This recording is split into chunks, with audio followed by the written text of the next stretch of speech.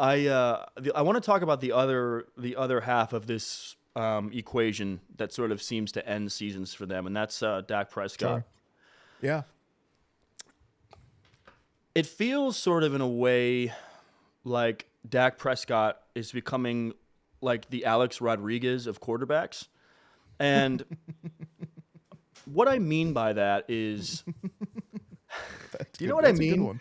I Yeah, do. Yeah, it's I just know it's exactly. sort of an Explain to odd them like. if they don't. Do you remember when Alex Rodriguez was a Yankee and you couldn't go Yeah. like 5 minutes on SportsCenter without like some Yeah. Alex Rodriguez like Yeah. debate 100%. and segment Yeah. and like, oh, Alex Rodriguez was pictured walking to his car today after Yeah. an Literally. argument with Jeter, and it's like, okay, like it's becoming this thing, but those of us who watched baseball knew that Alex Rodriguez, like dollar for dollar, was like quietly the best player in baseball, maybe outside of like Barry 100%. Bonds, right? It was sort of Yeah. like No, he was this guy's him. disgusted, but Yeah, he was he him. always just came up short to the point where Yep. like Yankee Yep. Stadium booed him at the end. Like he almost Yeah. couldn't play. They had to get him out. 2009 really, really bailed his legacy out. It saved That his 2009 legacy. run really saved his legacy because he, But the he was yeah. obviously brought in like, what was that, like 04 or something, 05, to really change that franchise. And it was, I think it was 05, 06, yeah, something 05. like that. Yeah. It was, And it was the deal of all deals. If you were, I mean, we were little kids at yeah, the time, but it was, yeah. if you weren't around for that, it was like, holy crap, the iconic. Yankees got A-Rod. The Yanks reintroducing their new acquisition to the public at a news conference today. Manager Joe Torre and team captain Derek Jeter on hand to welcome the man many consider to be the best baseball player there is, presenting him with his new pinstripe jersey, number lucky 13. And then it just, Yankees stole him in the final hour from the Red Sox. It was honestly super iconic. it felt like every October he pooped his pants. But the problem with A-Rod is that you never felt like as a fan you could evaluate him because your brain was always filled with mush, right? It's sort of like when you go to Yeah. the grocery store and you're like, I wonder what brand I want. And you like gravitate Yeah. towards a brand because you're being bombarded by commercials. Like this brand is just outselling the other brand, it's outspending in advertising. So you're almost Yeah. like under mind control. Yeah. I've touched on this a lot, but part of our mission statement with this channel and with this idea that we've created of doing this stuff is that we want to be kind of like an opposite voice for these constant ESPN FS1 takes, Yeah. right? The And we're not really media. yeah, we're not really, Yeah. not in the Draymond way of being like, we the new media and then say something safe. Like, you know how Draymond does Yeah. that where he's like, oh, I Yes. hate Skip Bayless. All NBA defensive first team. Yeah, Skip. We don't respect you. You need more people. It's a wrap. Peace. It's like, yeah, it's not a take, dude. Like everybody, Yeah. Charles said that Everybody hates 15 Skip years Bayless. ago. Yeah, Like, yeah, yeah, literally. it's just like that's so safe. But I mean in a real way where you almost unpack these ideas and you try to like, take the red pill, so to speak, in the Matrix sense, where Yeah. it's like, are you willing to actually look at these things? And I think part of the problem I've had, and I think part of the problem we've all collectively had and we're unaware of, is that every single time the Cowboys play a game, particularly when they lose, you can't watch any sports show for that entire week without getting No. 2 segments Hell no. an hour on, it's every single time the Cowboys lose, you turn on the TV and it's, since 2016 up until now, it's Shannon and Skip being like, Yeah. I say Dak Prescott's a choker. He's like, Skip, he's not a Yeah. choker. Yeah. Skip, come on. He's not a choker. He's Yeah. bad at football, Skip. He's bad. He's not a good quarterback, Skip. Come on. It's just like the Stephen same thing. A. Yeah, Stephen A. putting wearing on the big thing. 10-gallon It's, hat with a it's cigar and Shannon bringing Yeah. the backwoods out and being like, the Dallas Yeah. Cowboys smoking on backwoods, Skip. They done. They cooked, and Yeah. it's like Yeah. every time it's always this, and it's like, it's the same thing. And we don't get to really watch this guy in the way that we watch any other player. So no.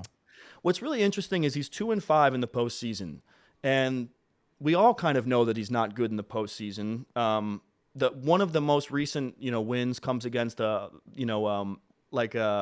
what's the movie Wolf of Wall Street where Leonardo DiCaprio's on the Quaaludes and he's like dragging his Yeah. body, like that was Tom Brady with the Bucks the last year, right? It was like just like they were a Absolutely, yeah. losing record, and it's like They were it's Tom so Brady bad. like on Yeah. Quaaludes, like dragging himself, like just divorced, like into the Ferrari to like retire again, right?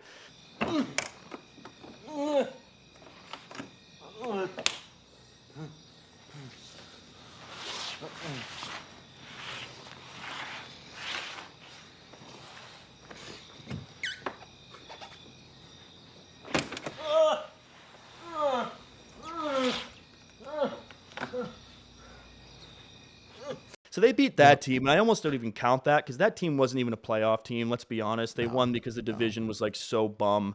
And then before that, it's a 2018 win. It's the 2018 season against Seattle where you squeaked one out and then you lost in the next round. But other than that, it's mostly first round losses.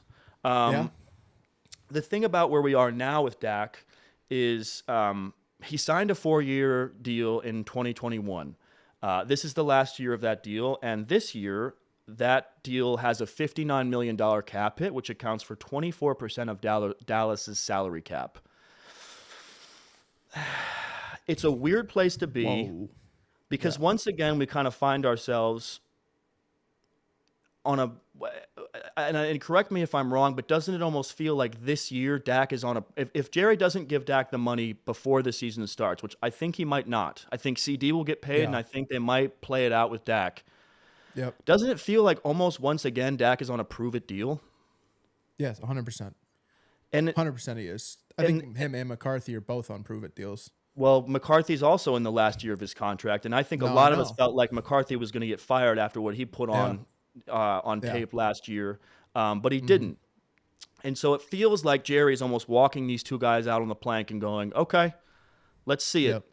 And what's really interesting is when we go over Dak's season last year, it feels like there is in no realm, like when you really look at what he did, in no way, shape, or form should this guy be on a prove-it deal. He finished third in the MVP race behind only Lamar Jackson and Josh Allen. He finished first in completion percentage in the entire National Football League. He finished first in touchdown passes in the entire National Football League. He finished third in passing yards last year in the entire National Football League. He threw the second fewest interceptions of the top 10 passers behind only C.J. Stroud, and he had 6 more touchdowns than C.J. Stroud did.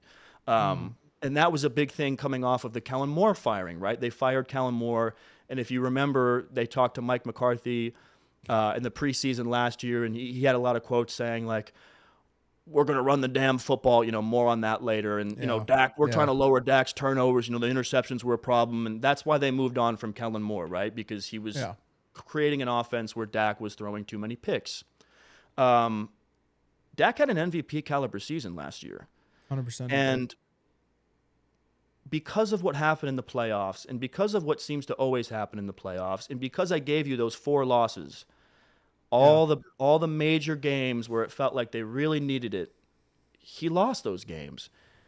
Yeah. We're once again going into this season where, depending on who you ask, Dak Prescott isn't in the top 10. And there's no other quarterback in the league that finished third in MVP voting and top 3 in all the major passing stats that we don't consider to be a top 5 guy. And we don't, because of this man's New York Yankees Alex Rodriguez-ness of sort of like, that's real. It's the Alex Rodriguez of it all, where it's like, it's twofold.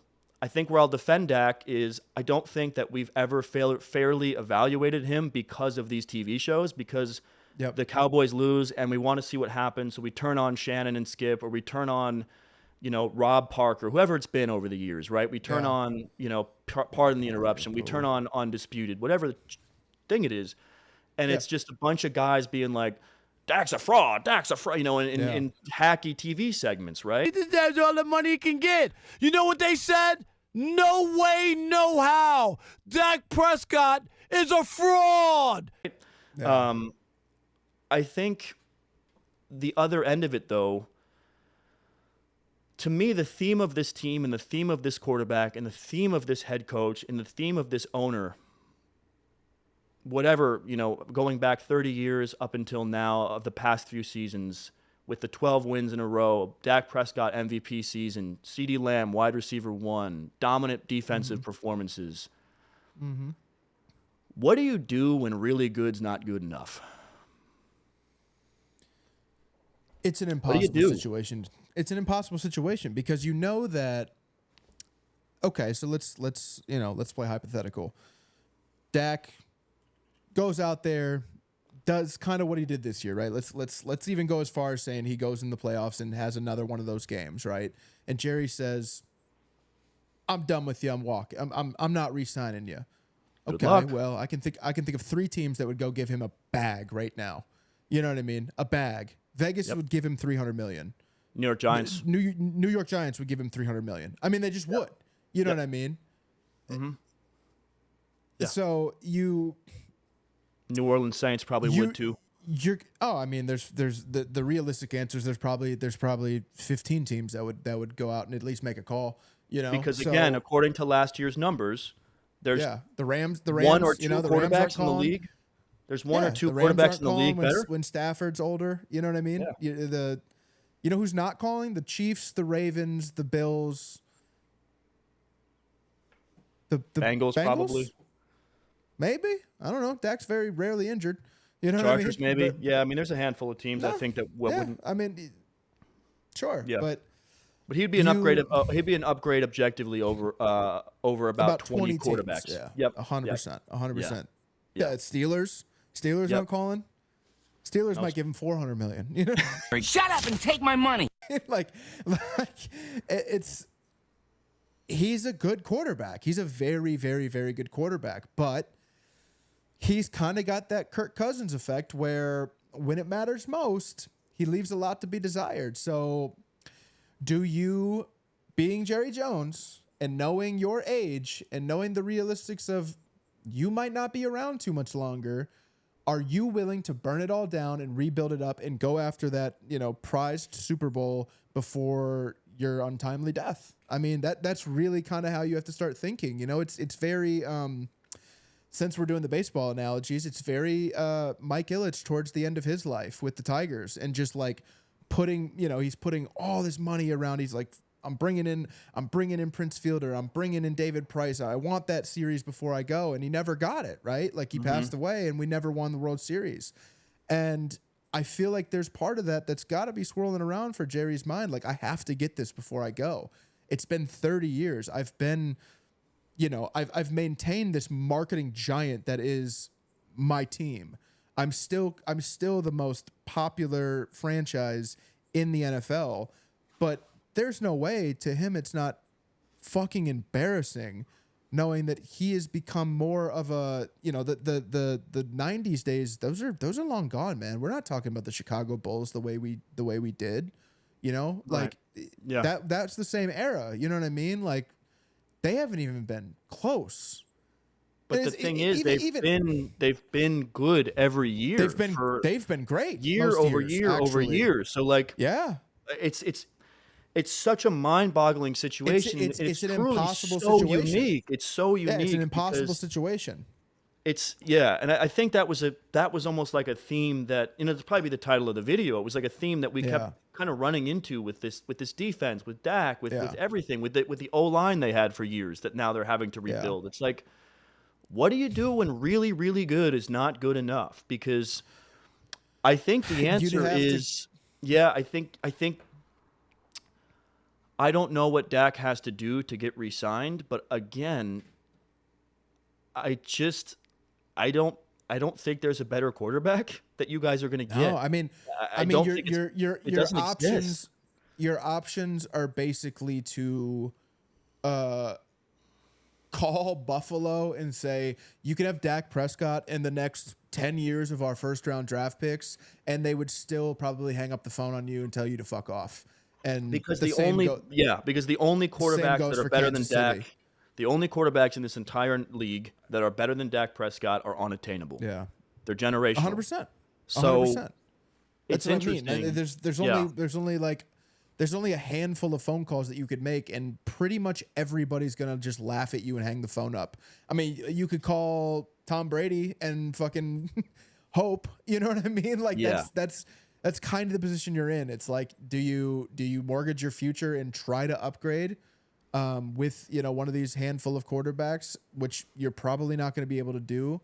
Do you do you try to bring a 46-year-old Tom Brady out of retirement? But you're or leading. Do you completely start over? You know what I mean? You're leaving. Like you're also leaving You're also leaving another person out of this equation that I think this guy right here. That is, he's going to be asking for a lot of money, but besides the money that he's asking for, he's going to want to know who the quarterback's going to be, and he's going to want the quarterback to be Dak Prescott. We touched on this. Wouldn't you? 100%, but we touched on this during our notes, and it's what partially makes me feel like Mike McCarthy may get fired if they choke this year. I think that's pretty likely. But I do believe that Dak will be back, and I believe that Ceedee will be paid because at the end of the day, 3 straight years of 12 wins is 3 straight years of 12 wins, and when business is booming like this, what are you guys going to do? And unfortunately, as Cowboys fans, whether you like it or not, you better not sell those Dak jerseys. You're going to need them next year.